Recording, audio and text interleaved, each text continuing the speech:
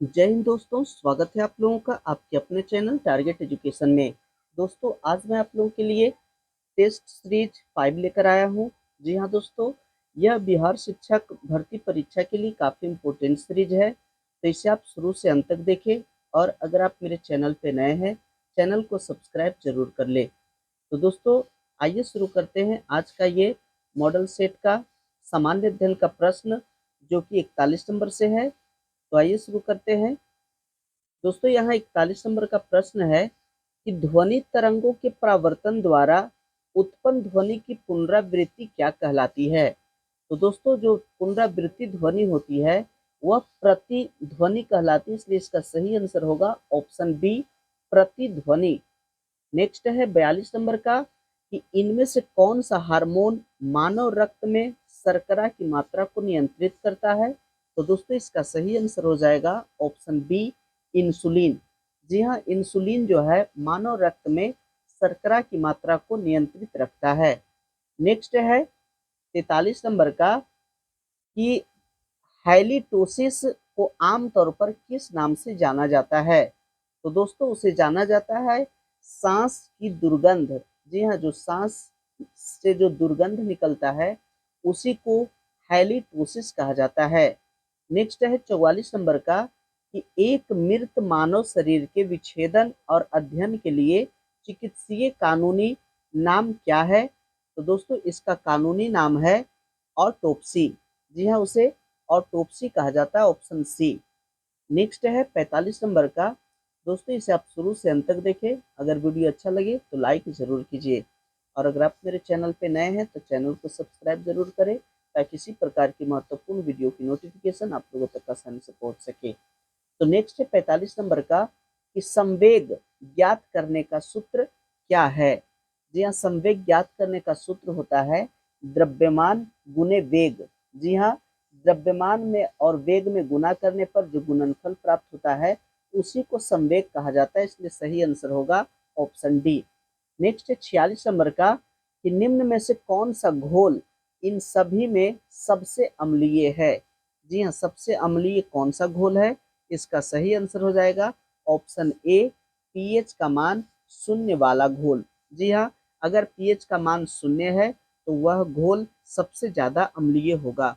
दोस्तों, जो जिसका पीएच मान 7 होता है वह घोल उदासीन होता है, लेकिन 7 से कम वाले घोल को, 7 से कम पीएच मान वाले को अम्लीय घोल कहते हैं, और जो 7 से अधिक अगर पीएच मान है तो उसे क्षारीय घोल कहा जाता है। नेक्स्ट है 47 नंबर का, निम्न में से कौन बिजली के कुचालक हैं। जी हाँ, बिजली के कुचालक कौन सा है, इसका सही आंसर हो जाएगा ऑप्शन डी। जी हाँ, ऑप्शन डी, केवल एक। जी हाँ, माइका और क्वार्ट्ज ये बिजली के कुचालक है, इससे बिजली प्रवाहित नहीं होती है। लेकिन यहाँ देखिए धातु और रबर, तो धातु जो है बिजली का सुचालक है, और यहाँ धातु और माइका तो धातु जो बिजली के सुचालक है।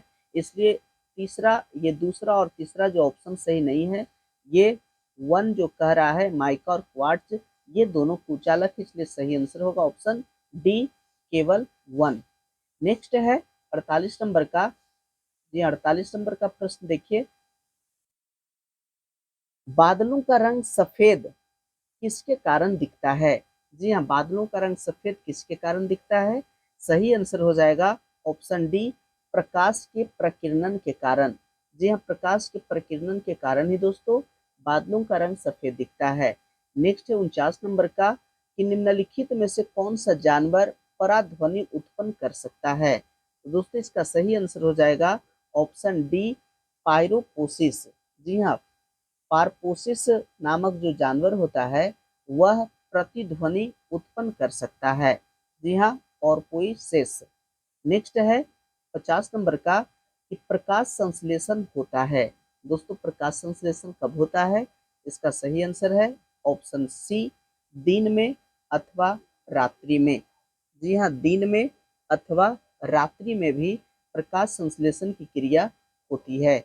नेक्स्ट है 51 नंबर का, रोग उत्पन्न करने वाला सबसे छोटा कारक कौन सा है? जी हाँ, रोग उत्पन्न करने वाला सबसे छोटा कारक कौन है?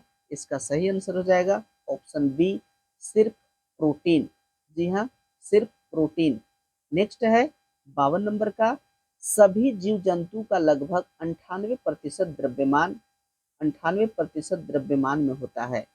जी हाँ, इसका सही आंसर हो जाएगा ऑप्शन सी होगा। जी हाँ, ऑप्शन सी, छह तत्व। सभी जीव जंतुओं का लगभग जो छह तत्व है वो 98% द्रव्यमान में होता है।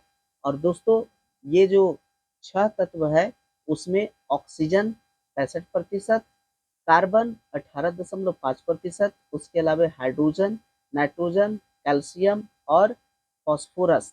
तो ये छह तत्व मिल करके किसी भी जंतु के शरीर में 98% जो द्रव्यमान होता है वो ये छह तत्व का होता है, बाकी 2% अन्य होता है। नेक्स्ट है 53 नंबर का, कि गेंद और फ्लक्स मिलकर क्या बनाता है? तो दोस्तों, गेंद और फ्लक्स मिल करके स्लैग बनाता है। जी हाँ, स्लैग, ऑप्शन ए। नेक्स्ट है 54 नंबर का, कुछ जंतुओं का रुधिर नीला होता है क्योंकि उसमें होता है। जी हाँ, नीला होने का मुख्य कारण क्या है? दोस्तों, इसका सही आंसर हो जाएगा ऑप्शन सी, हीमोसाइनिन। जी हाँ, हीमोसाइनिन जो है वह रुधिर नीला होने का कारण है। नेक्स्ट है, और दोस्तों हम लोग का जो शरीर का खून जो लाल होता है हीमोग्लोबिन के कारण होता है। नेक्स्ट है 55 नंबर का, मानचित्र पर दूरियों को मापने के लिए निम्न में से किस यंत्र का प्रयोग किया जाता है? इसका सही आंसर हो जाएगा ऑप्शन सी, ऑपिसोमीटर। जी हाँ, ऑपिसोमीटर जो है वो मानचित्र पर दूरियों को मापने के लिए प्रयोग किया जाता है। नेक्स्ट है 56 नंबर का, कि तारों में ऊर्जा उत्सर्जन का मुख्य कारण क्या है? जी हाँ, तारा जो ऊर्जा उत्सर्जन करता है उसका मुख्य कारण क्या है? उसका मुख्य कारण है दोस्तों हल्के नाभिकों का संलयन। जी हाँ, हल्के नाभिकों का संलयन, इसलिए सही आंसर है ऑप्शन सी। नेक्स्ट है 57 नंबर का, खाने योग्य भाग के संबंध में निम्न में से कौन सा ठीक प्रकार से मेल नहीं खाता है? जी हाँ, ठीक प्रकार से यहाँ कौन मेल नहीं खाता है? तो इसका सही आंसर है ऑप्शन ए, यानी कि लीची जो है यह अंतः फल भीति नहीं होता है खाने वाला भाग। यह जो है गलत ऑप्शन है, इसलिए इसका सही आंसर ऑप्शन ए है, क्योंकि लीची जो है उसका खाने वाला जो भाग होता है वह एरिल होता है। जी हाँ, एरिल। लीची का जो हम लोग भाग खाते हैं वह एरिल कहलाता है, इसलिए यहाँ ऑप्शन ए सही है। और यहाँ पे देखिए, खजूर का हम लोग फल भीति खाते हैं, नारियल का भ्रूण पोष खाते हैं, खजूर फल भीति तथा बीजांडासन, ये सभी सही है। और लीची का जो मिलाया भाग है अंतः फल भीति, ये गलत है, क्योंकि लीची का हम लोग एरिल खाते हैं। नेक्स्ट है 58 नंबर का, न्यूटन के अनुसार प्रकाश का वेग कैसा होता है? जी हाँ, न्यूटन के अनुसार प्रकाश का वेग कैसा होता है? इसका सही आंसर है ऑप्शन ए, वायु की अपेक्षा जल में अधिक होता है। जी हाँ, प्रकाश का वेग वायु की अपेक्षा जल में अधिक होता है। नेक्स्ट है 59 नंबर का, बर्फ क्या है? तो दोस्तों, बर्फ जो है वह पारदर्शक है। जी हाँ, बर्फ से हम लोग इस पार से उस पार देख सकते हैं, इसलिए वह पारदर्शक है, ऑप्शन ए। नेक्स्ट है 60 नंबर का। जी हाँ, 60 नंबर का प्रश्न, बढ़ी हुई हृदय दर को क्या कहते हैं? जी हाँ, जब हार्ट बीट बढ़ा हुआ रहता है उसे क्या कहते हैं? इसका सही आंसर हो जाएगा ऑप्शन बी, टेकीकार्डिया। जी हाँ, उसे टेकीकार्डिया कहा जाता है। दोस्तों, ये सभी प्रश्न काफ़ी इम्पोर्टेंट है, इसलिए आप इसे शुरू से अंत तक जरूर देखें। और आप मेरे चैनल पे अगर नए हैं तो चैनल को सब्सक्राइब जरूर कर लें। नेक्स्ट 61 नंबर का है, समांगीकरण क्या है? जी हाँ, समांगीकरण क्या है? इसका सही आंसर हो जाएगा ऑप्शन सी, दूध में उपस्थित वसा को छोटे छोटे कणों में बांटना। जी हाँ, दूध में उपस्थित वसा को छोटे छोटे कणों में बांटना समांगीकरण कहलाता है। नेक्स्ट है 62 नंबर का, रेगिस्तानी पौधों की बाह्य त्वचा पर मोम जैसे पदार्थ की परत पाई जाती है, यह पदार्थ क्या होता है? इसका सही आंसर हो जाएगा ऑप्शन बी, क्यूटीन। जी हाँ, वह पदार्थ जो मोम जैसा होता है वह क्यूटीन होता है। नेक्स्ट है 63 नंबर का, अवतल लेंस से बना प्रतिबिंब हमेशा कैसा होता है? अवतल लेंस से बना प्रतिबिंब हमेशा कैसा होता है? तो यहाँ ऑप्शन दिया गया है कि एफ यानी कि फोकस और ध्रुव के मध्य होता है, छोटा होता है, आभासी होता है और सीधा होता है। तो दोस्तों इसका सही आंसर है ऑप्शन सी, सभी सत्य है। जी हाँ, जो अवतल लेंस का जो प्रतिबिंब होता है वह फोकस और ध्रुव के बीच होता है, छोटा होता है और आभासी होता है और सीधा होता है, इसलिए इसका सही आंसर है ऑप्शन सी। नेक्स्ट है 64 नंबर का, परखनली में पानी शीघ्रता से गर्म होगा यदि परखनली को गर्म किया जाए। जी हाँ, परखनली को किस प्रकार से गर्म किया जाए? इसका सही आंसर हो जाएगा ऑप्शन सी, तली से। जी हाँ, परखनली को जब तली से गर्म किया जाएगा तो परखनली में पानी शीघ्रता से गर्म होगा। नेक्स्ट 65 नंबर का, एक उड़ता हवाई जहाज दिखलाई देता है। जी हाँ, कैसा दिखलाई देता है? इसका सही आंसर हो जाएगा वास्तविक स्थिति से ऊंचा। जी हाँ, एक उड़ता हुआ जहाज अपनी वास्तविक स्थिति से ऊंचा दिखाई देता है, इसलिए इसका सही आंसर होगा ऑप्शन बी। नेक्स्ट है 66 नंबर का, रक्तालपता क्या है?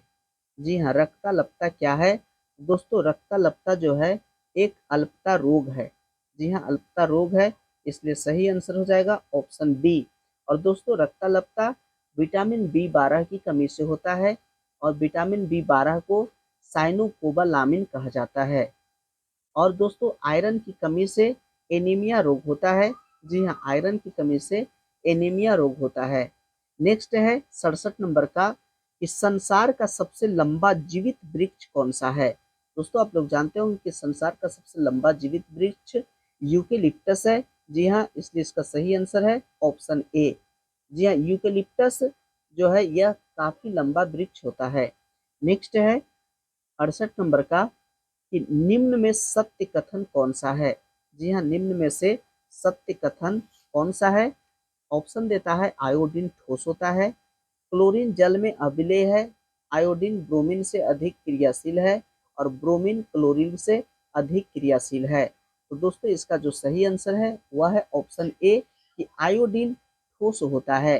जी हाँ, आयोडीन का संकेत आई होता है और यह जो है ठोस होता है और चमकीला भी होता है। नेक्स्ट है 69 नंबर का, फंक ने किसका आविष्कार किया था? जी हाँ, फंक के द्वारा आविष्कार किसका आविष्कार किया गया था? इसका सही आंसर है ऑप्शन ए, विटामिन का। जी हाँ, विटामिन जो vitamin A, vitamin B, vitamin C, ये सब जो विटामिन है तो विटामिन का खोज किए थे फंक नामक वैज्ञानिक ने। नेक्स्ट है 70 नंबर का, ब्लैक होल के सिद्धांत को प्रतिपादित किया था। जी हाँ, ब्लैक होल के सिद्धांत को किसने प्रतिपादित किया था? इसका सही आंसर हो जाएगा एस चंद्रशेखर ने। जी हाँ, option C, S Chandrashekhar black hole के बारे में बताए थे। नेक्स्ट है 71 नंबर का, कि खाना को काटते और फाड़ते समय हम किस दांत का प्रयोग करते हैं? तो दोस्तों खाना को अगर हम लोग काटते हैं तो अगले दांत से काटते हैं और उसको जब फाड़ते हैं, चीरते हैं, तो वो बगल का जो 2 दांत है उसी से हम लोग उसे चीरते और फाड़ते हैं। तो इसका सही आंसर हो जाएगा ऑप्शन डी, कृंतक एवं रदनक। यहाँ कृंतक होता है, कृंतक और रदनक। तो जो छेनी जैसा जो आगे वाला दांत है वह कृंतक और रदनक जो नुकीला दांत है तो उसी से हम लोग किसी चीज को फाड़ते हैं। नेक्स्ट है 72 नंबर का, 72 में दिया गया दोस्तों कि निम्नलिखित में से कौन सा कथन गलत है? या कौन सा कथन गलत है? इसका सही आंसर हो जाएगा ऑप्शन सी, कि सभी अयस्क खनिज होते हैं। जी हाँ, सभी अयस्क खनिज होते हैं, यह कथन गलत है। जी हाँ। नेक्स्ट है 73 नंबर का, कि कौन सी दवा गिद्धों की समष्टि में ह्रास के लिए उत्तरदायी है? जी हाँ, गिद्धों की समष्टि में ह्रास के लिए उत्तरदायी कौन सी दवा है? इसका सही आंसर हो जाएगा ऑप्शन सी, डाइक्लोफेनॉक सोडियम। जी हाँ, डाइक्लोफेनॉक सोडियम जो है वह गिद्धों की समष्टि के लिए हानिकारक है। नेक्स्ट है 74 नंबर का प्रश्न है, कि निम्नलिखित में से वायु का कौन सा घटक जलने में सहायक होता है? जी हाँ, जलने में सहायक कौन सा होता है? तो दोस्तों आप सभी जानते हैं कि ऑक्सीजन जो है वह जलने में सहायक होता है। नेक्स्ट है 75 नंबर का, सुस्ती वो क्या क्या है? जी हाँ, सुस्ती क्या है? इसका सही आंसर है ऑप्शन ए, पशु निद्रा। जी हाँ, पशु निद्रा को ही सुस्ती कहा जाता है। नेक्स्ट है 76 नंबर का, या 76 नंबर का प्रश्न है कि 1912 ईस्वी में बिहार में भारतीय राष्ट्रीय कांग्रेस का अधिवेशन कहाँ हुआ था? तो दोस्तों यह अधिवेशन हुआ था पटना में। जी हाँ, ऑप्शन बी, पटना में हुआ था 1912 में बिहार में भारतीय राष्ट्रीय कांग्रेस का अधिवेशन। नेक्स्ट है 77 नंबर का कि 1857 ईस्वी में विद्रोह के समय भारत का गवर्नर जनरल कौन था?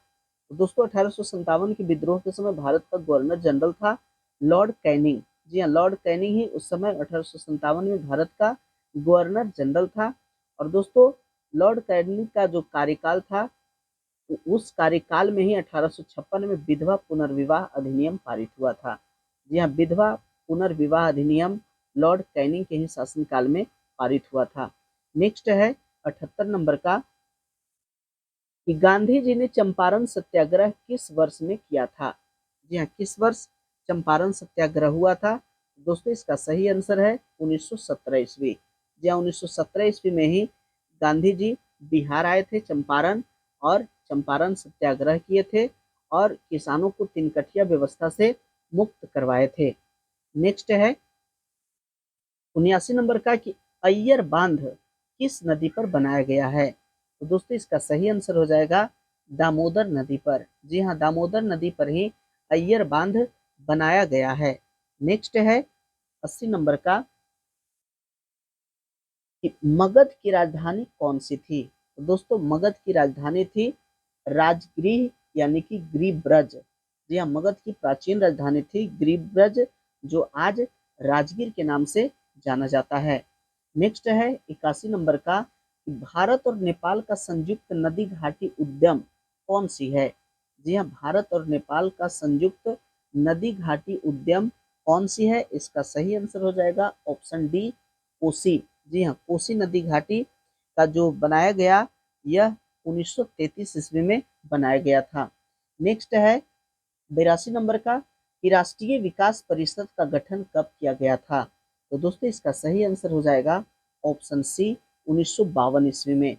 नेक्स्ट है 83 नंबर का प्रायद्वीपीय भारत के शिखरी के समूह का चयन उनकी ऊंचाई के अवरोही क्रमानुसार कीजिए।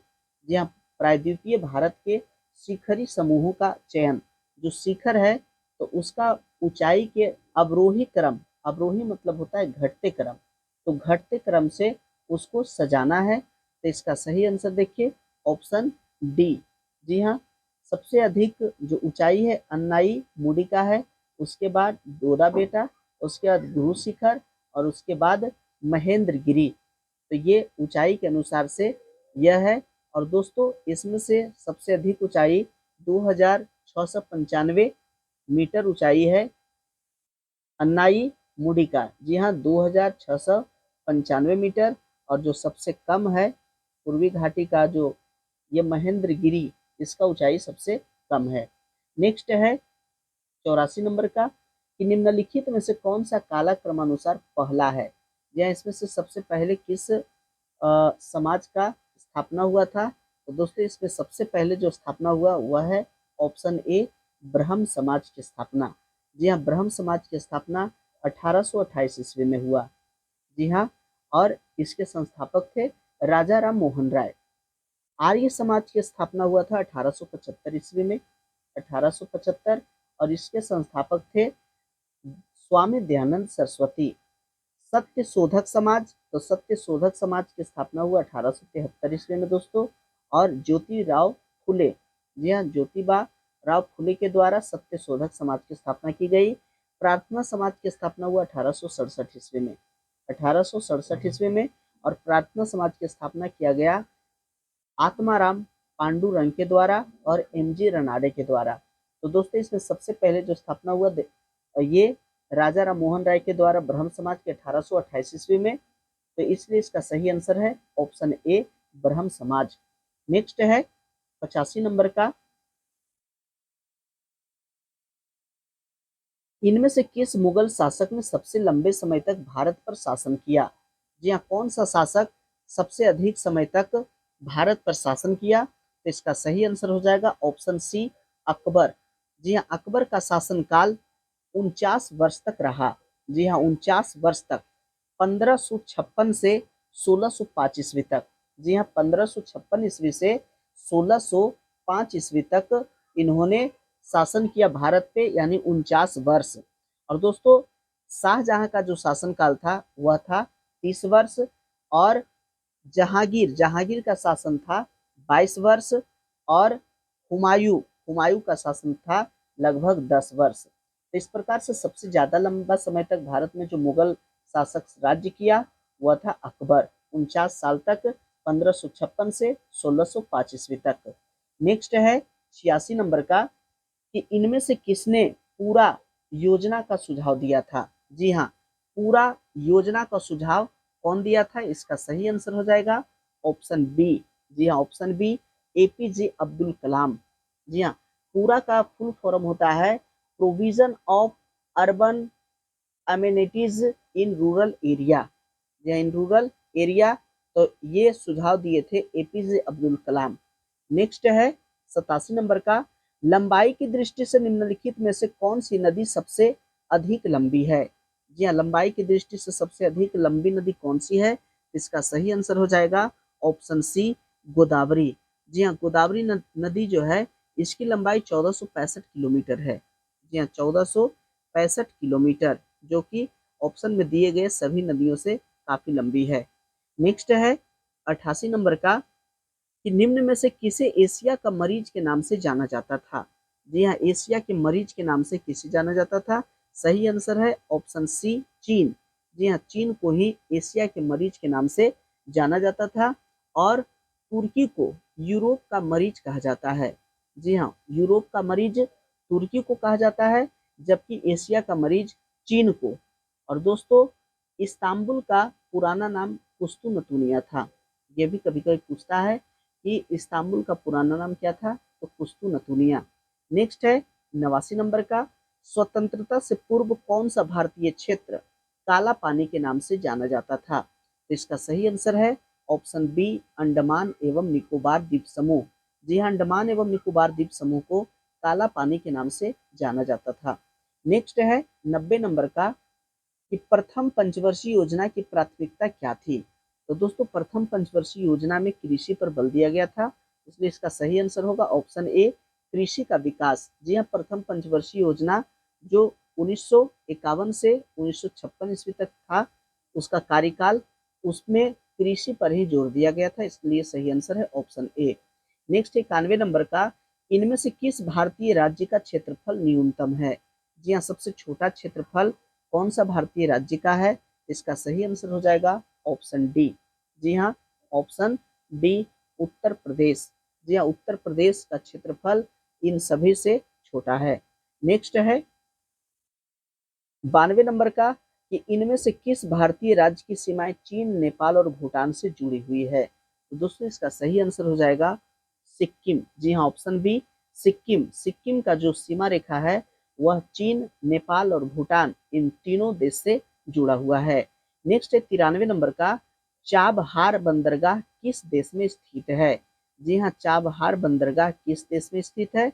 इसका सही आंसर हो जाएगा ईरान। जी हाँ, ईरान, ऑप्शन डी। नेक्स्ट है 94 नंबर का, निम्नलिखित में से किस भारतीय राज्य को पोलो खेल का उद्गम स्थान माना जाता है? तो दोस्तों, पोलो खेल का जो उद्गम स्थल है वह है मणिपुर। जी हाँ, मणिपुर, ऑप्शन सी। नेक्स्ट है 95 नंबर का, कि किन्हें स्वतंत्रता आंदोलन की ग्रैंड ओल्ड लेडी के नाम से जाना जाता है? जी हाँ, इनमें से किसे स्वतंत्रता आंदोलन की ग्रैंड ओल्ड लेडी के नाम से जाना जाता है? इसका सही आंसर हो जाएगा ऑप्शन बी, अरुणा आसफ अली को। जी हाँ, अरुणा आसफ अली को ही ग्रैंड ओल्ड लेडी कहा जाता है। दोस्तों, अरुणा आसफ अली भारत छोड़ो आंदोलन के दौरान इन्होंने भारतीय ध्वज को फहराने में, मुंबई में इन्होंने भारतीय ध्वज को फहराया था। और अरुणा आसफ अली ये 1958 में दिल्ली की प्रथम महापौर बनी थी। जी हाँ, दिल्ली की प्रथम महापौर ये अरुणा आसफ अली बनी थी 1958 ईस्वी में। नेक्स्ट है 96 नंबर का, निम्नलिखित में से किस लोक नृत्य का संबंध असम राज्य से नहीं है? जी हाँ, निम्नलिखित में से कौन सा लोक नृत्य का संबंध असम राज्य से नहीं है? इसका सही आंसर हो जाएगा ऑप्शन डी, काठी। जी हाँ, काठी का संबंध ये असम राज्य से नहीं है। बाकी जो ये जो काठी जो नृत्य है दोस्तों, इसका संबंध मध्य प्रदेश से है। जी हाँ, काठी जो है ये मध्य प्रदेश का लोक नृत्य है। बाकी देखिए, नट पूजा, चोंगली और बिहू ये सभी असम से संबंधित है। नेक्स्ट है 97 नंबर का, यह 97 नंबर का प्रश्न, माउंट एवरेस्ट नाम किसके नाम पर रखा गया है? जी हाँ, माउंट एवरेस्ट किसके नाम पर रखा गया है? तो दोस्तों भारत के एक महासर्वेक्षक थे, उन्हीं के नाम पर माउंट एवरेस्ट नाम रखा गया है। नेक्स्ट है 58 नंबर का, जनमत। जनमत है, जनमत क्या है? इसका सही आंसर हो जाएगा कि संपूर्ण समाज के कल्याण के लिए उचित तर्क पर आधारित राय। जी हाँ, संपूर्ण समाज के कल्याण के लिए उचित तर्क पर आधारित राय को ही जनमत कहा जाता है। नेक्स्ट है 99 नंबर का, 99 का प्रश्न है, लोकतंत्र को सशक्त बनाने की क्या चुनौती नहीं है? जी हाँ, कौन सी चुनौती नहीं है? तो इसका आंसर हो जाएगा ऑप्शन डी, जाति प्रथा का उन्मूलन। जी हाँ, जाति प्रथा का उन्मूलन लोकतंत्र को सशक्त बनाने की चुनौती नहीं है। बाकी जो है जनप्रतिनिधियों का जनता के प्रति संवेदनशील व्यवहार, सत्ता पर धनी एवं प्रभुत्व वाले व्यक्तियों के प्रभाव के कम करना, लोकतंत्रात्मक शासन की संस्थाओं को कार्य प्रणाली में सुधार, ये सभी लोकतंत्र को सशक्त बनाने की चुनौती है। लेकिन ऑप्शन डी, यह लोकतंत्र को सशक्त बनाने की चुनौती नहीं है, जाति प्रथा का उन्मूलन। नेक्स्ट है 100 नंबर का, भूमंडलीकरण का अर्थ क्या होता है? जी हाँ, भूमंडलीकरण का अर्थ क्या होता है? तो दोस्तों भूमंडलीकरण का अर्थ होता है कि व्यापार, पूंजी, वित्त, तकनीक, हस्तांतरण, सूचना प्रवाह द्वारा राष्ट्रीय अर्थव्यवस्था का विश्व अर्थव्यवस्था के साथ समन्वयन करना, यही भूमंडलीकरण कहलाता है। नेक्स्ट है 101 नंबर का, कि उदारीकरण का अर्थ क्या है?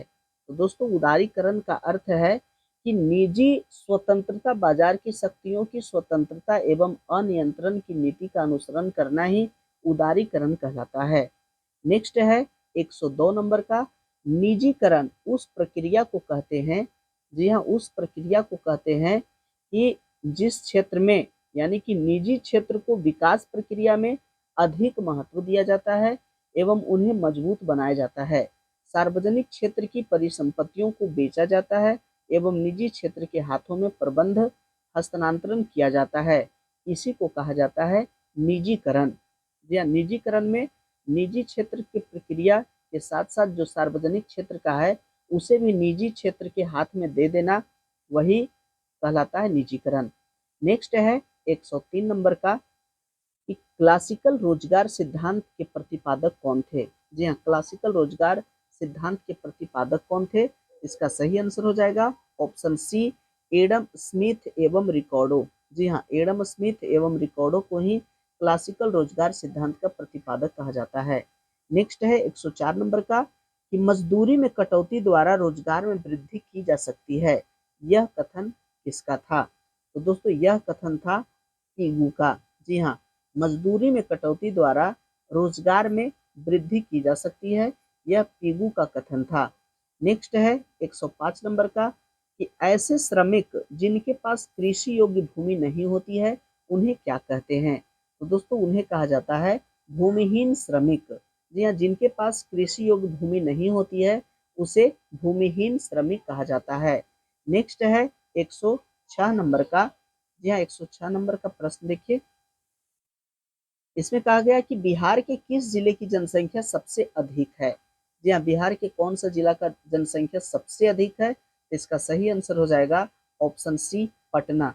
जी हाँ, पटना का जनसंख्या सबसे ज्यादा है, जबकि शेखपुरा जिला की आबादी सबसे कम है। जी हाँ, बिहार में सबसे कम आबादी शेखपुरा जिला का है, जबकि सबसे ज्यादा आबादी पटना जिला का है।